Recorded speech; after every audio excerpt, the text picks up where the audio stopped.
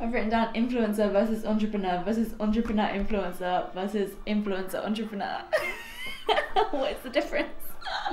So what? Because in my mind, I'm wondering what the difference is. Is an influencer? In my eyes, an influencer is somebody. I think all entrepreneurs are influencers, right? Yeah. Because they're influencing Exactly. people. They're making an impact in the world. But I think there are some entrepreneurs who are only influencers, so their whole entrepreneurship is based around the fact that they have this personal brand. You know, I could say that but then I sell products and I have different businesses that I don't talk about as an influencer. I have businesses that I've never disclosed as an influencer, if that makes sense.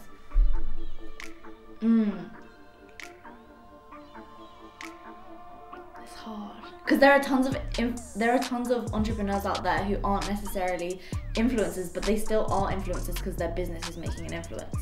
Yeah. Because all businesses. But it's not their sole purpose. Right, exactly. But I think the word influencer has become a bit confused now because people set out to become influencers. And they set out that they want their whole lifestyle to be this influencer lifestyle that people see, this like luxurious lifestyle where they're going on holiday the whole time, right? But it's hard. Because then there's influencer entrepreneurs and entrepreneur influencers. There are people who are building their whole entrepreneurship around being an influencer. Around their own brand, their personal brand. Because for some people, their personal brand is their business. Yeah. But for you, it's both. You have it's like a tree with branches. Right. It's so interesting. You have so many different things going on that is not just being an influencer. Yeah, definitely, for sure. But I think nowadays it is very possible to build a business around just being an influencer. Yeah. And you can be an entrepreneur and an influencer at the same time. But I think the biggest difference is that when you're an entrepreneur, you're focusing on it's not all about you, it's all about the results that you are getting people, whatever your business model is, whether it's like you're selling online courses, whether you literally is a clothing business, whether it's whatever. But I think you can be both. Yeah. So what are you? I would call myself an entrepreneur. But I'm also an influencer because I would say to some degree all entrepreneurs are influencers. Yeah, they are. It's a really interesting topic. Does it come down to what title you prefer? Yeah, I guess,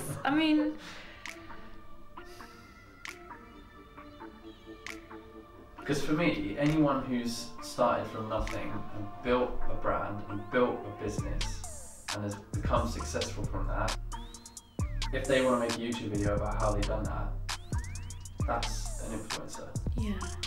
But they've become that person through building a business. Yeah. Exactly. You can't just wake up one day and say, I'm an influencer. No. You have to earn it, right? Yeah. And it's like, you can be an entrepreneur without having earned it, because if you're putting in the work, you are an entrepreneur. Yeah. I guess. But I don't think, I would never come up to someone and be like, hey, I'm an influencer. Whereas I might come up to someone and say, hey, I'm an entrepreneur, right? I'm a 21-year-old entrepreneur. I wouldn't necessarily say, hey, I'm a 21-year-old influencer, because it just sounds like you're up your own. Yeah, it does. And not everyone knows what an influencer is. Exactly. Like, what is an influencer? Making an influence on people's lives. How are you doing it? It could be bad. Yeah. It's really interesting.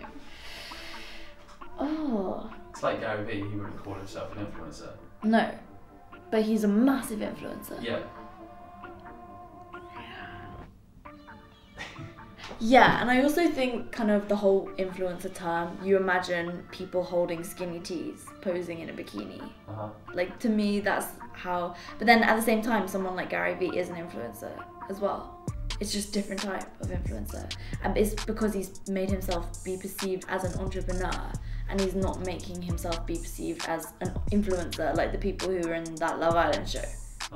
Because they are now technically influencers. They're not entrepreneurs, but they are entrepreneurs because they're earning money from getting paid to post on Instagram. Yeah. It's interesting. It's just perception. It's all about perception.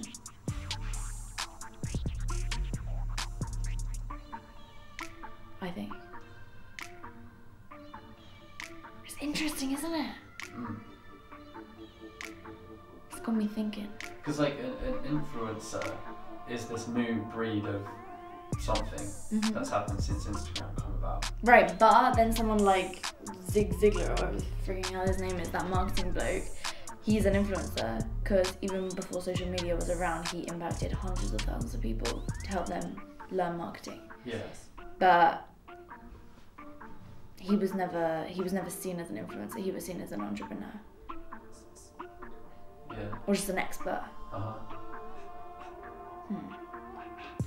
But yeah, it's all I think it actually came from LinkedIn, because on LinkedIn they have this thing called LinkedIn influencers.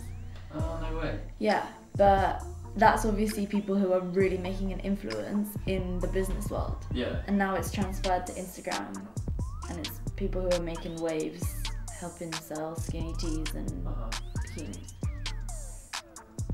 Business media, isn't it? Not social media. Did you listen to that podcast? Yeah. Hey. Of course. It was a good one. That really shifted my thinking though, thinking of it as business media. Like, I don't know, I mean, I think focusing on really just providing value to people and seeing how you can help people, that is making you more of an influencer than promoting somebody else's products. I don't know. I think now also there's this massive thing where people want to become influencers without having ever necessarily achieved anything. Like, do you know what I mean? Yeah, I'd call them tryhards. Honestly, because it's so obvious.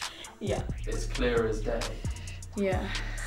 I don't know. I mean, having a 10% discount code for some protein powder isn't being an influencer. And people get so excited over it. I know, but I used to as well. I'll put my hands up and say I used to as well. But it's just a learning process, isn't it? And it's being aware that it's a very easy trap to fall down. It sounds cool, you know, to be an ambassador for a company, because it gives you that sense of accomplishment, right? It's like, this brand wants to work with me. That's really, really cool. But it's not creating something for yourself that stays with you for your whole entire lifetime.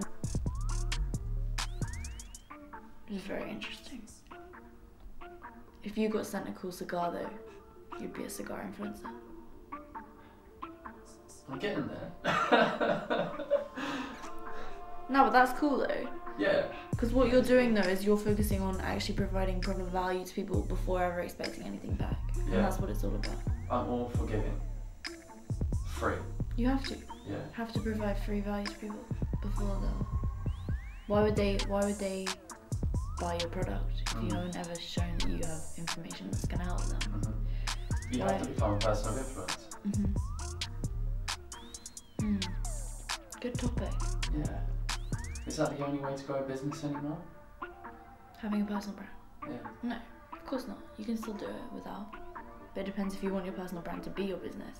I think this brings you back to what we were talking about earlier. Like, if you want your business to be your personal brand, so products that you can sell when it's your personal brand, it's like consulting, coaching, digital products and all that stuff is a lot easier to sell if you've built up a personal brand, and it's a lot easier to make these passive income streams. Whereas if you want to build another business as well, you definitely don't need a personal brand for that. But I think if you are trying to kind of do consulting and coaching, it's going to be a hell of a lot easier to get clients when you've built up a personal brand, because you've shown that you're an expert in your field, right? But if you're wanting to build a business, let's say tomorrow I want to start building a business that's selling chairs, I could still do that because I have business knowledge, right? But I don't need to necessarily have a personal brand in the world of the chair world.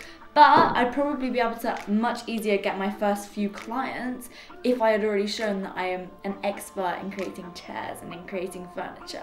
It would still be easier, I think. I truly believe that it would be easier. Especially nowadays with social media, like you can start posting your amazing chair craft. Yeah. I don't know, it's my opinion. You can start sponsoring chair influencers. It's true. I'm sure there's people out there. Interior design, it's huge. Yeah.